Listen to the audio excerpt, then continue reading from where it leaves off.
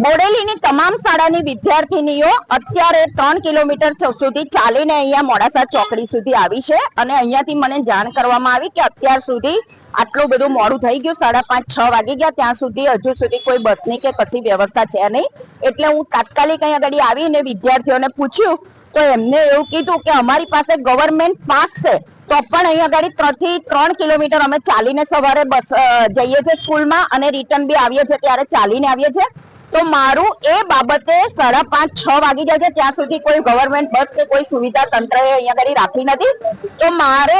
સરકારને આ છોકરીઓ વિદ્યાર્થીઓ વતી એ જ કહેવાનું છે કે આ લોકોની સુવિધા કરે, કારણ કે બેટી બચાવો બેટી પઢાઓના નારા સાથે જો વિદ્યાર્થીઓને બેટીને સુરક્ષિત નહીં હોય, અત્યારે 5:30-6 વાગ્યા જેવું થઈ ગયું છે, અત્યારે અહીંથી એમના ઘરે પહોંચતા 1 કલાક થાય, અંધારું થઈ જાય, એટલે વિદ્યાર્થીનીઓ સેફ નથી. એટલે મારે સરકારને એ જ કહેવું છે કે 5:30 ની આસપાસ આ લોકોને અહીંયા આગળ બસની સુવિધા કરી આપે.